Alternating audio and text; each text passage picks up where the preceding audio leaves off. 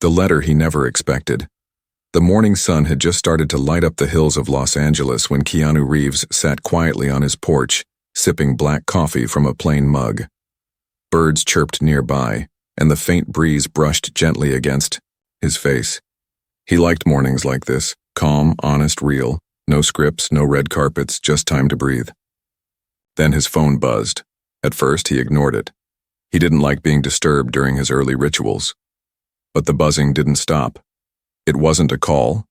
It was an email notification, followed by another, and then another. Finally, something in his gut told him to check. He walked back inside, picked up his phone, and opened the first message. It was from a name he hadn't heard in over 3 decades. "Hi, Keanu. You probably don't remember me. It's Claire, from high school." He froze. Claire Mendoza. Her name alone hit him like a wave. She was the girl he used to share lunch with, the one who laughed at his terrible jokes before anyone else believed in him. They used to sit under the bleachers after school talking about life, dreams, and what lay beyond the crowded walls of their small high school. She was his first love, and his first heartbreak. He hadn't heard from her since the night of senior prom, when she vanished without a word. No call, no note, nothing. He had searched, tried to ask around, but everyone said the same thing. Her family had moved, fast and suddenly. Now, after 30 years, she was reaching out. Keanu sat down slowly, reading the message again. His heart beat faster, not from excitement but from an old wound reopening. Claire had been part of a chapter he never really closed. The email continued. "I know this must be strange. I didn't mean to disappear back then. Things were complicated. I've thought about writing to you for years. I saw you in a movie last week and all those memories came back. I know you're busy, and you probably don't even care anymore. But if you do, I'd like to meet you. Just once. No expectations, no pressure. I just want to say something face to face." Keanu stared at the screen. Torn. He had lived many lives since then. He had seen loss, fame, and silence. He had built walls to protect his heart. Yet here he was, shaken by a simple message from someone who once meant the world to him. For the next few hours, he didn't move much. He didn't reply either. Instead, he walked around his house lost in thought. Flashes of the past came back. Claire, with her paint-stained hands, always sketching in the margins of her notebook. Claire sitting beside him in detention, smiling, without regret. Claire crying the night before prom, whispering something he couldn't quite understand even now. He remembered the time they skipped class and took a bus to the beach. They sat on the sand with sandwiches they couldn't afford, watching waves crash while planning a future that never happened. She had said, "No matter where life takes us, promise me something, don't forget this moment." And he hadn't. He never did. After sunset, Keanu finally sat down at his desk and opened his laptop. His fingers hovered over the keyboard. He didn't want to act out of emotion, but the feeling in his chest was louder than logic. He typed slowly. "Hi, Claire. I remember you. I never forgot." He paused. "Let's meet." He hit send before he could second-guess himself. Then he leaned back, exhaling deeply, as if he'd just stepped into a story he thought was long finished. What he didn't know was that this message would not only reopen old memories, it would change everything he believed about his past. Everything. The reunion he didn't see coming. Keanu arrived at the small cafe 5 minutes early. It was quiet, tucked away from the buzz of the main road, the kind of place people chose when they didn't want to be found. He wore a plain gray hoodie, jeans, and a baseball cap pulled low. Nothing about him shouted celebrity. He just wanted to be human. He sat at a corner table with a clear view of the entrance. His hands were calm, but his mind raced. It had been days since Claire replied to his message. Her answer had been brief. "Saturday, 3 p.m. Dandelion Cafe. I'll be wearing blue." Simple, like her. As he waited, he looked at the people around him. A father helping his daughter stir, hot cocoa, an old couple sharing a slice of pie, 2 teenagers laughing over spilled coffee. Everything felt normal. But his heart beat a little harder every time someone in blue walked in. Then she came. He recognized her instantly. She was older, of course, with lines that spoke of life's storms and joys. But her eyes, those eyes, still held that quiet fire. She wore a soft blue sweater and her dark hair was tied back loosely. When their eyes met, her steps slowed. For a second, neither of them moved. The world seemed to pause as if honoring something sacred. Then she walked over and Keanu stood up. "Hi," she said, her voice softer than he remembered but no less real. "Hi," he replied, trying to hide how stunned he was by the flood of emotion in her presence. They hugged, gently at first, then tighter. A hug filled with years of silence, unanswered questions and unfinished sentences. They sat down. For a while, there were no words. Just the comfort of being in the same place, again. Finally, Claire broke the silence. "You look the same," she said with a small smile. Keanu laughed. "I hear that a lot. I think I stopped aging at 20. She laughed too. It was the same laugh, like wind chimes in summer. "I almost didn't send that message," she said. "I almost didn't reply," Keanu admitted. They looked at each other again. There was no need to explain the weight behind those words. They both knew. Claire took a slow breath. "I owe you an explanation." Keanu nodded, leaning forward slightly. "Only if you're ready." She looked down at her, hands twisting the ring on her finger. "My father. He didn't want us to be together. He thought you were a distraction, a nobody. He got a job offer overseas right before prom and he forced us to move. I begged him to let me say goodbye, but he said it would only make things harder. We left the next day." Keanu stared at her, his throat dry. "You didn't have a choice." "I was 17. I was scared. And stupid. I should have found a way. I tried to write to you, I really did. But every time I picked up the pen, I felt ashamed. You had a future. I was just gone." Keanu closed his eyes. For so many years he had carried the weight of abandonment, the unanswered questions, and now, suddenly, it felt lighter. "I waited for a letter," he said. "I kept checking the mailbox for months." She reached into her bag and pulled out something carefully wrapped in old tissue paper. It was a photograph, yellowed at the edges, but still clear. It was them. At the beach. Her hand in his. Smiles wide, wind blowing through their hair. "Kept this," she said, sliding it across the table. "Through every move, every storm." Keanu held the photo gently, as if touching it too hard would break the memory. They sat in silence again, but this time, it was filled with something new. "Healing, so," Keanu said after a long pause. "What happened after that?" Claire looked out the window. "I got married, had a son, then divorced. Life wasn't kind, but it taught me a lot. I became a teacher, art, like I always wanted." Keanu smiled. "You used to draw me with ridiculous superhero muscles." "You loved those drawings," she smirked. "I did," he said, eyes soft. "I really did." "And you?" she asked. "Life gave me more than I ever imagined. But it also took a lot. I've lost people I loved. I've had success, yes. But that doesn't fill all the empty rooms." She nodded. "I know that feeling." They talked for hours. Laughter returned. Stories flowed. Moments lost were in some way found again.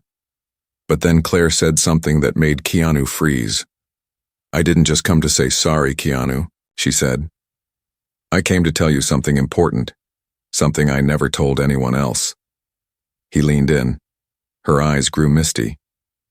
"When we were 17, before we left, I was pregnant." The cafe felt silent around them. Keanu's world shifted, but he didn't speak. "My father didn't just take us away, he forced me to hide it. He made all the decisions. I gave birth in another country, and I had a son." Keanu's chest tightened. "His name is Elias," she whispered. "He's 30 now, and he's been asking questions about his father for years." Keanu blinked. Once. Twice. Does he know about me?" he asked, his voice breaking. Not yet, Claire said. But he will. I just wanted to look you in the eyes first. Keanu stared at her, the weight of the past 3 decades suddenly heavy again, but this time filled with something new. Not just pain, a possible beginning. The son he never knew. Keanu didn't speak for a while. He just sat there, holding the old photograph between his fingers, looking down at the sand-frozen memory of 2 teenagers in love. Everything felt different now. It wasn't just nostalgia anymore, and it was real. It had a name. Elias. Claire watched him carefully. I know this is a lot, she said gently. You don't have to say anything right now. Keanu looked up slowly. His eyes were not angry or sad. They were searching, reaching into something buried deep inside. How old was he? He asked. When he started asking about me. Claire hesitated. He was 10 when he found the beach photo. He used to ask who the boy was beside me. I told him you were an old friend, but by the time he was 15, he figured it out. He's smart, too smart sometimes. Keanu gave a quiet, heavy laugh. Sounds like someone I would have raised. He has your eyes, Claire whispered. He doesn't smile often, but when he does, it's like he's seeing the whole world. Just like you. Keanu looked out the window.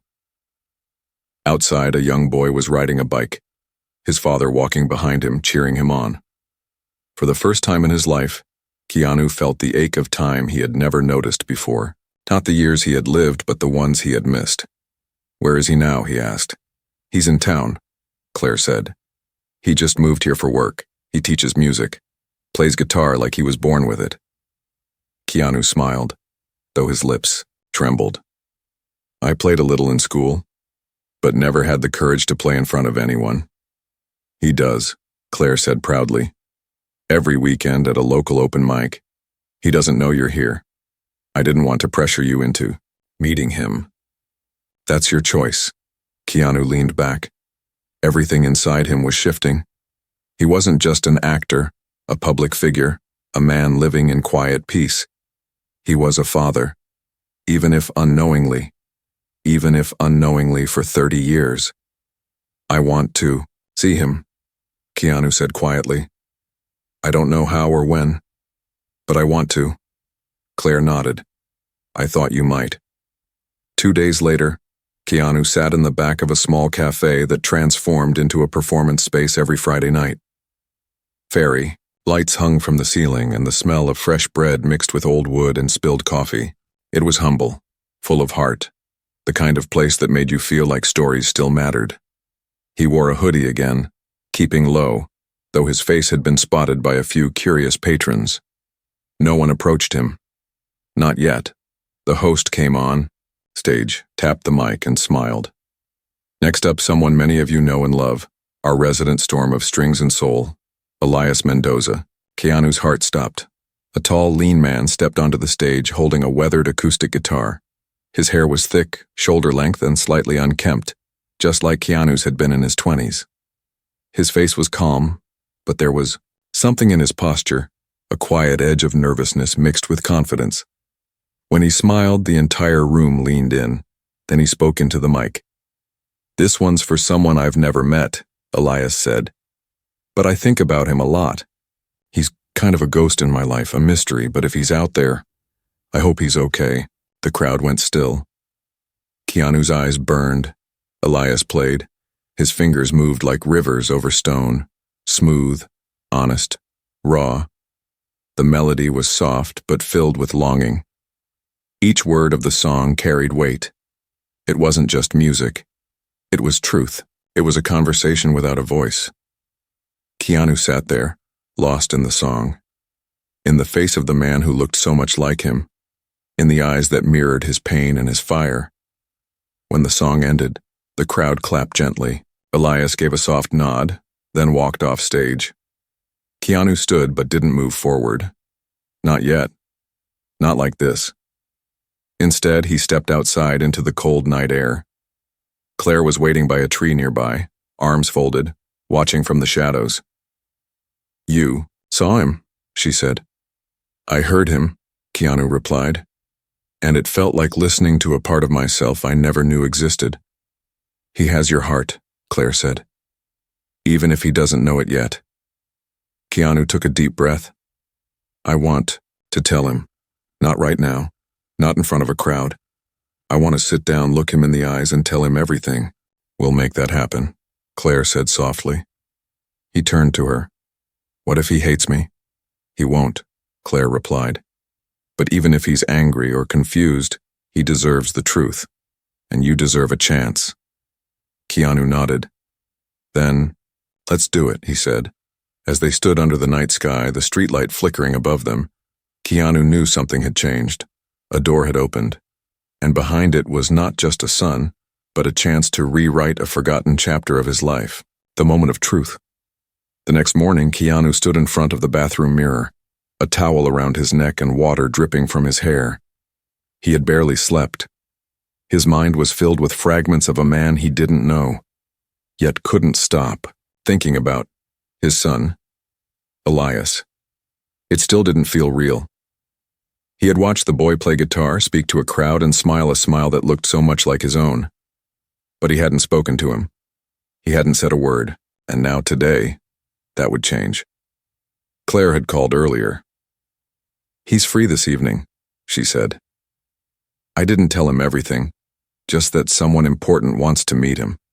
I told him to trust me." "Will he?" Keanu asked, unsure. "He trusts me more than I deserve," she said quietly. "But yes, he'll come." Keanu looked into the mirror.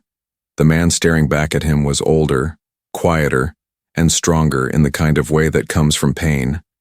He wasn't nervous about the fame, the fans, or the headlines, but this was different. This was his life.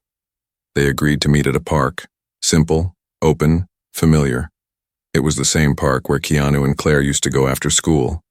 The swings were still there, though rust had now settled on the chains. The benches had been painted, over with time, but the trees were the same, tall, old, silent witnesses. Keanu arrived first and sat on the same wooden bench he used to sit on with Claire all those years ago.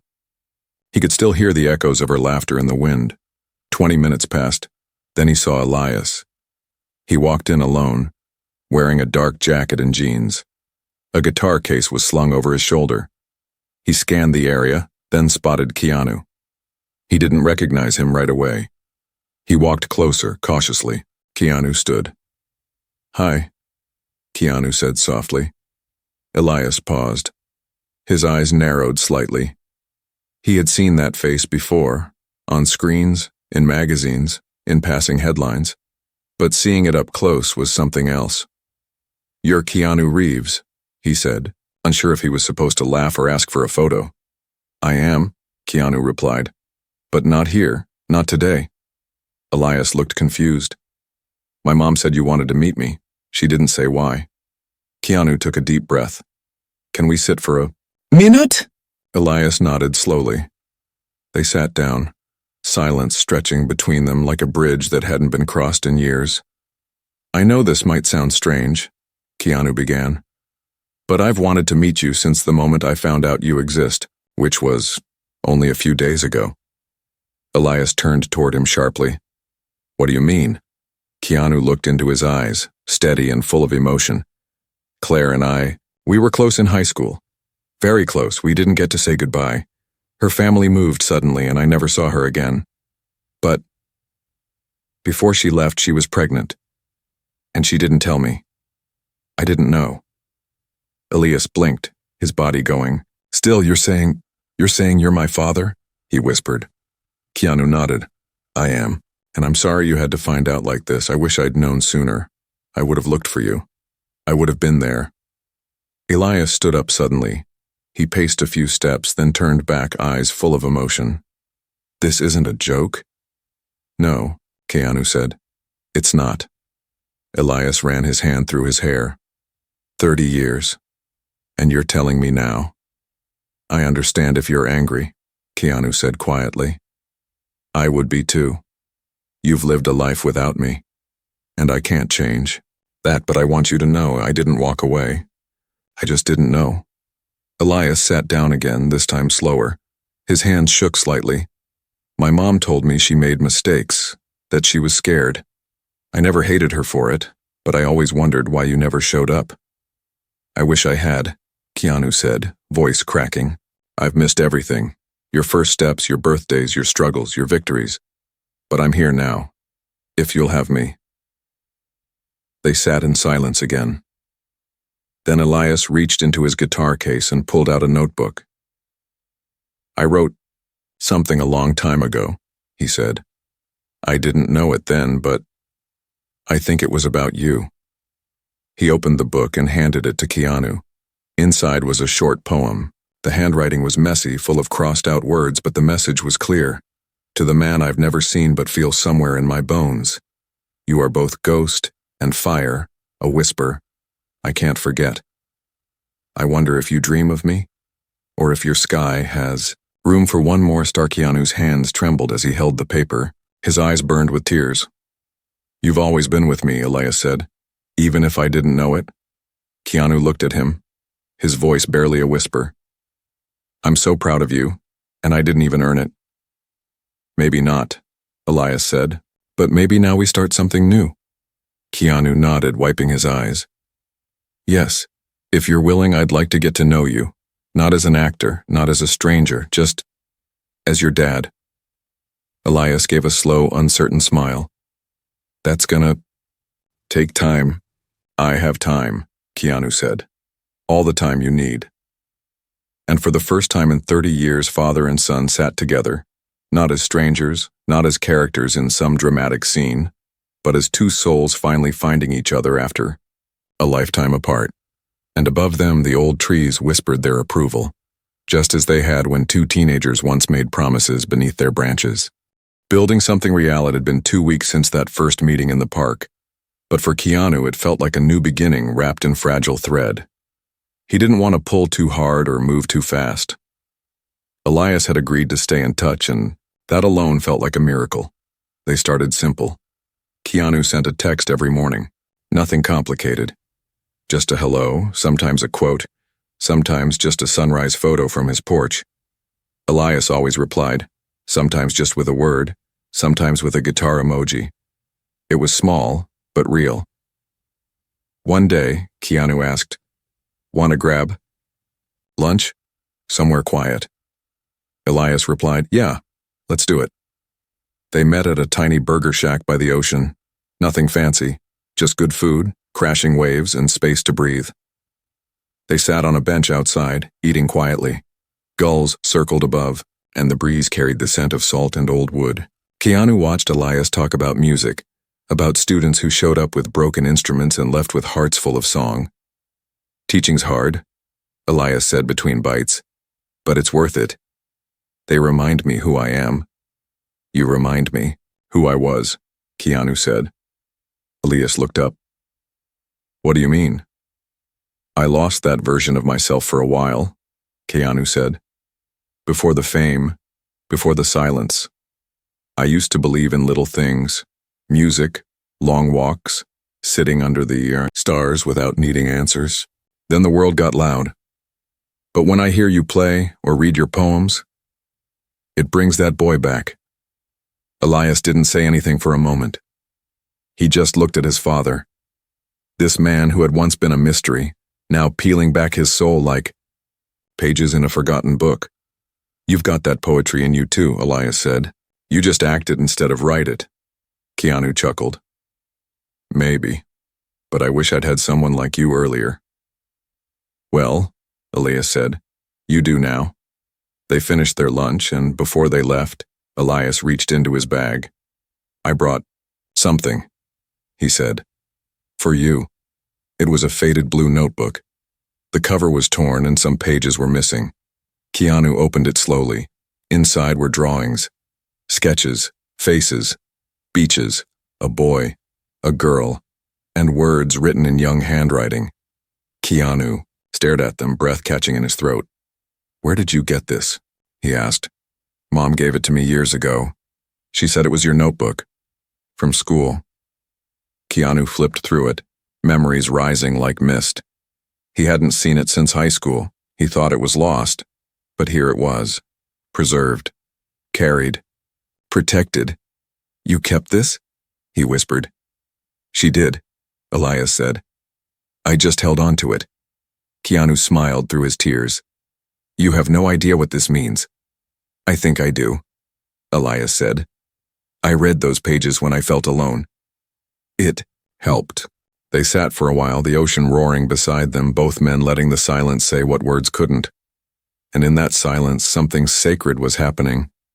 Not just a reunion, but a resurrection. A father and son, rebuilding what had never been built. A few days later, Claire invited both of them to dinner. Keanu brought flowers, simple ones, the same kind Claire used to pick behind the school. She smiled when she saw them. "Some things don't change," she said. The three of them sat around a wooden table, passing plates and sharing stories. Claire told embarrassing tales about teenage Keanu. Elias laughed so hard he nearly dropped his fork.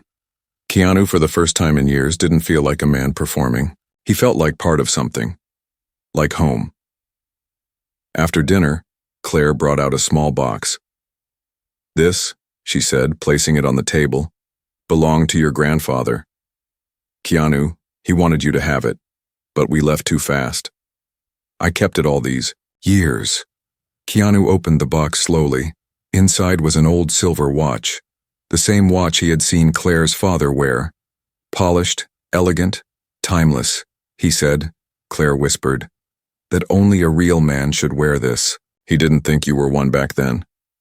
But before he passed, he told me he was wrong." Keanu ran his fingers over the watch. "I never hated him. I just didn't understand." "Neither did he," Claire said. "But he grew. Too late, maybe. But he grew." Keanu nodded and placed the watch on his wrist. It clicked gently, fitting as if it had been waiting for years. "Thank you," he said. Elias watched silently, sensing the weight of the moment. As the night came to a close, Claire hugged both men. "Whatever time you lost," she said, "don't lose now." Keanu and Elias walked out together. The stars were bright. Quiet stretched between them, but it was comfortable. "So," Elias said, "you still ride motorcycles?" Keanu raised an eyebrow. "You into bikes?" "Not yet," Elias said with a grin. "But I might be." Keanu chuckled. "Let's go shopping this weekend." "Seriously?" Elias asked. "Yeah," Keanu said. "I missed teaching you to ride a bike when you were 5. Maybe I can make up for it at 30. And with that, they walked off into the night, not as two strangers trying to understand their past, but as two men choosing to build their future. The gift of time. Saturday morning arrived with the sun gently rising over Los Angeles, lighting up the streets with a golden promise. Keanu Reeves stood at the entrance of an old motorcycle shop tucked away on a quiet block. The owner greeted him with a warm smile. Not because he was a celebrity, but because he was a familiar soul who came often, who respected the craft. Elias pulled up moments later in his small car. He stepped out, nervous but curious, eyes wide as he took in the rows of vintage bikes inside. "Whoa," he said. "These are beautiful." "Every machine here has a soul," Keanu replied. "Kind of like people. Scratched, rebuilt, but still standing." They walked through the rows of motorcycles, each one a story on wheels. Keanu shared memories of his early days riding, the freedom it gave him, the healing he found on the open road. Elias listened closely, touching the handlebars, looking at engines like they were living things. Then Keanu pointed to a matte black bike with a single brown leather seat. "That one's yours," he said. Elias blinked. "What?" "I had it restored last week," Keanu said. "It was one of my first bikes. It sat in my garage for years.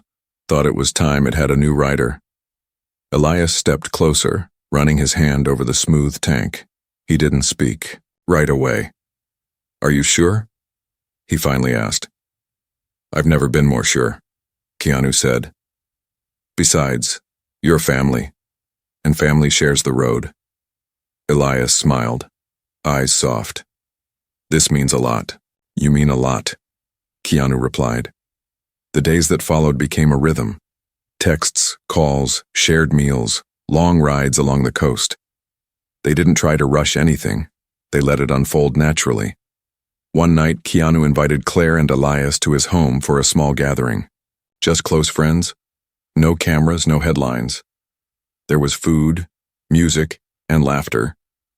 Keanu played bass beside Elias on guitar, and for the first time, they made music together. People listened in silence, as if witnessing something rare and sacred. Later, as the guests filtered out, Claire sat quietly with Keanu on the porch. "You did it," she said. "You reached him." Keanu nodded. "We reached each other." Claire looked out at the stars. "Do you ever wish things had been different?" "I used to," Keanu said. "But now, I think maybe this was the only way it could have happened. Maybe we had to live the lives we did to find this moment." She smiled. "You've changed." "So, have you?" he said. Then she leaned in and whispered, "I never stopped hoping you'd forgive me." "I forgave you a long time ago," Keanu replied.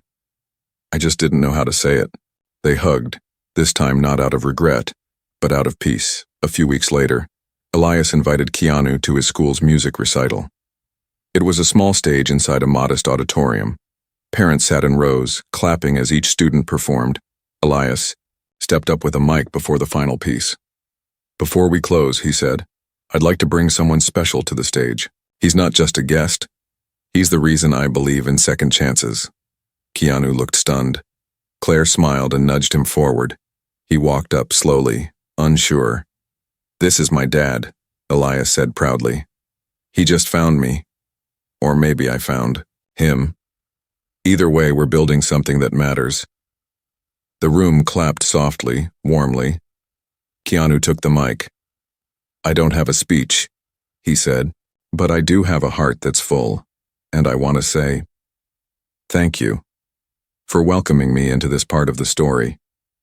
It's never too late to love someone." The audience was quiet, moved.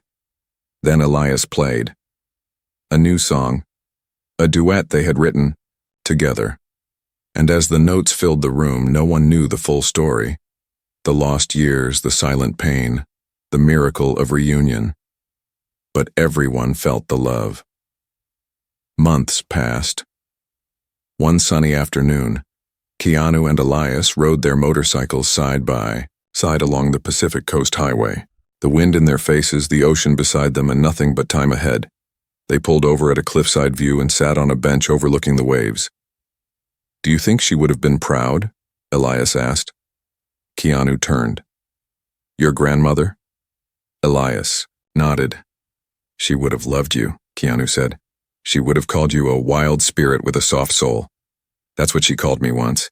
Elias chuckled. "Must run in the family." They sat in silence for a while. Then Keanu reached into his pocket and handed Elias a small wrapped box. "What's this?" Elias asked. "Open it." Inside was the silver watch, the same one Claire had given back to Keanu. "You're giving this to me?" Elias said, eyes wide. "It's time," Keanu said. "It belonged to your great-grandfather, then to mine, then Claire's father. Now me. Now you. It doesn't just tell time. It carries it." Elias fastened it onto his wrist. It clicked in place perfectly. And as they sat together under the afternoon sun, 2 generations finally united, Keanu realized something he hadn't felt in years. Wholeness. Not because the pain was gone, but because the love was greater.